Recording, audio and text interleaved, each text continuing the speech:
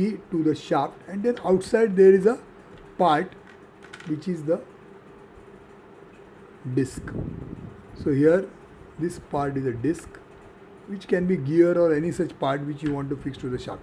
So this part is fitted to this part, the shaft is fitted to this disc with the help of a key, and key is fitted to the shaft by this kind of a set screw. So this what I have shown here, you have to notice it very well, because when you draw a sketch it is not clearly seen. So at this place what you are going to draw is something like this. Okay, the key is shown only partially in section. This part of the key is not shown in section. Therefore the other set screw is shown here as dotted line, but the lower part of the screw is shown here because the screw is also cut by partial section. This kind of section is called a partial section. What I have shown here is a partial section. The rest of the shaft is not shown in section, only this much part is shown in section, so that you can see the internal details. Where there is nothing else inside, section is not taken.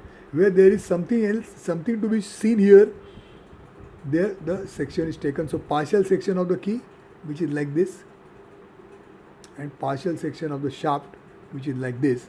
This is a method of showing section. So we are also learning how the conventions are used. So as you see here, the feather key it is called as. The feather key is fitted with the help of set screws, and the feather key looks like this. It has got a curvature end, and the kind of cutting is different. It is used by this is also called as end milling cutter. End milling cutter. The kind of cutter that is used like this, which looks like a drill, is an end milling cutter. This is a circular disc like cutter for the other type of key.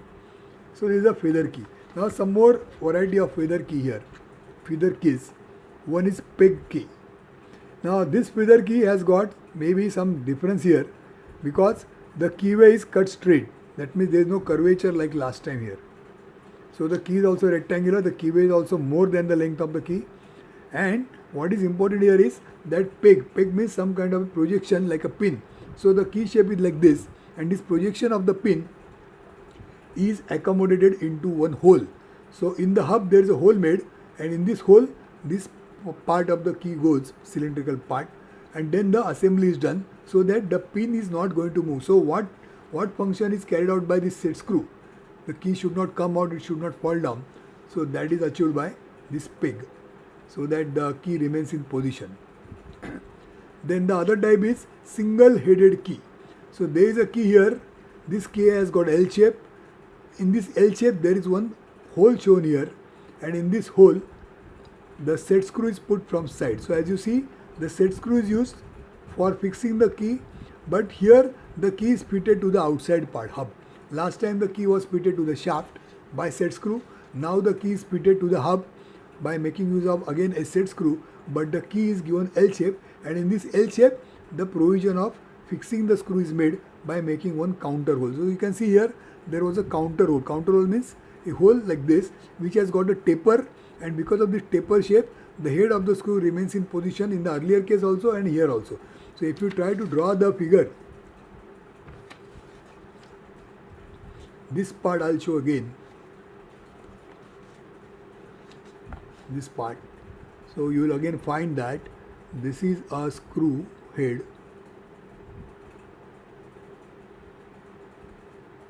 and then this screw is fitted into the body of the key. So I'll draw now the key like this.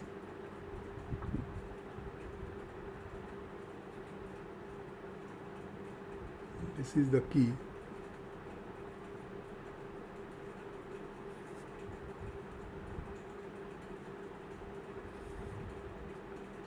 And then somewhere here there is a shaft,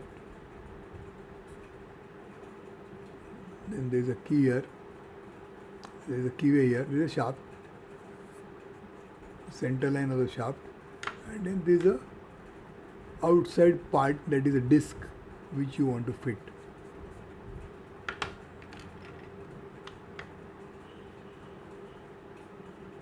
And a screw.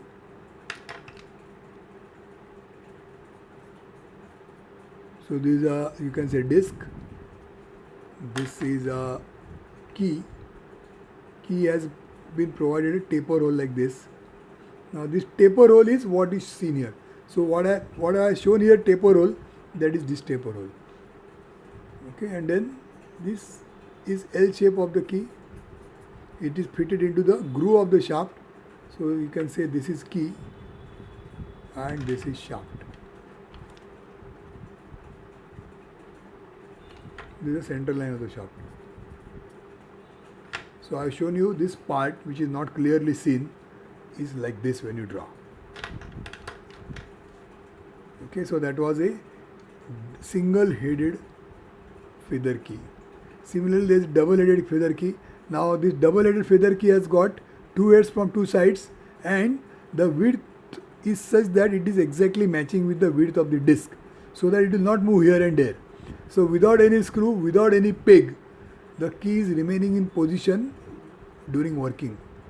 So you can see different ways in which the keys are fitted to the disc or to the shaft. Here it is put by set screws, fitted to the shaft. Here a peg, here L shape given to the key and a set screw is fitted. Here there are two heads and both the heads are used for clamping. So these are feather keys. Now the next key is Woodruff key. There is another type of key called the Woodruff key. Here the shape of the key is like a disc, like a semicircular disc. It is not rectangular, it is a disc. Neither it is circular, it is like a disc shape. And now you can see here, this is a shaft. The outside part is not shown, only shaft is shown and the key is shown in position in two views. So this curvature of the key is fitted into the curvature of the groove. So in the shaft there is a groove cut which is again cylindrical circular groove. So in this circular groove the key is put. The key you can see here, it is remaining out. T by 2 is the amount by which the key is outside. This T by 2 is corresponding to the T by 2 groove which is there onto the outside part. So here there is outside part, that is say disc. In the disc there is a keyway. The depth of the keyway is T by 2. So that T by 2 is accommodating this projected part of the key. So that is how it works. Now what is the advantage of this key? What does this key do? The function of this curvature is what is going to be the benefit you are going to get by this curvature is that when you are assembling this shaft, suppose I draw this shaft and then here there is a keyway like this.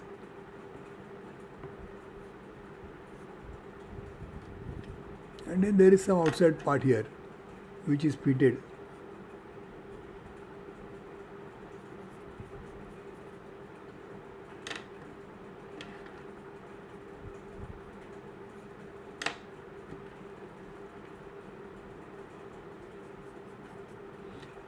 Now for some reason the assembly is such that this axis has got some kind of a swing. That means this axis can slightly swing like this.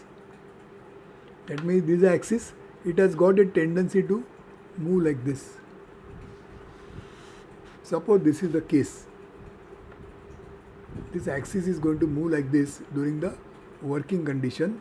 So in such case, because of the curvature, the shaft can adjust itself even if there is some movement existing of the shaft.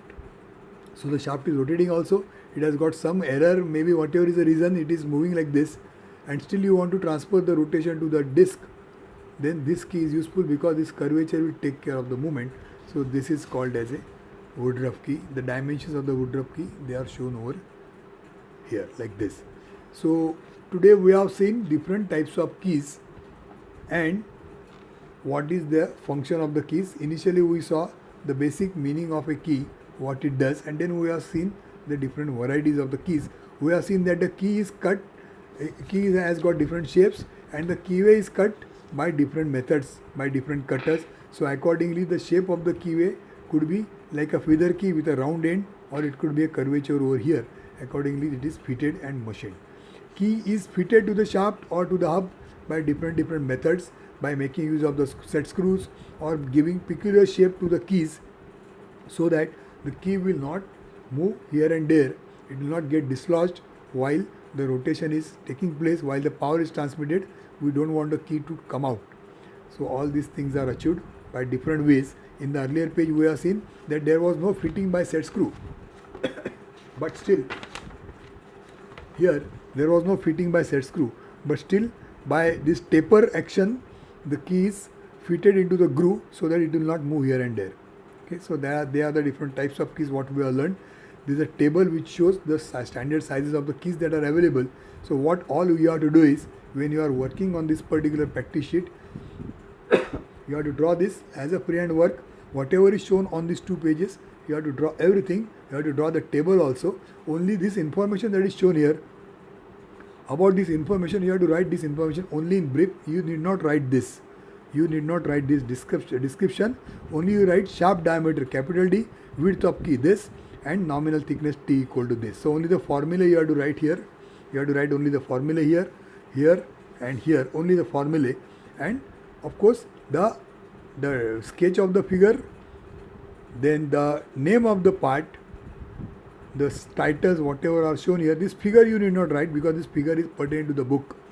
So what you this description is pertaining to the book, so you need not write this figure 10.5. You draw the figure, write the title of the figure, and write the formula in every case, and this entire table is what you have to draw. So this is your practice sheet number 5, types of keys. Types of keys is what you have to draw for this. Okay, with this we come to the end of this session.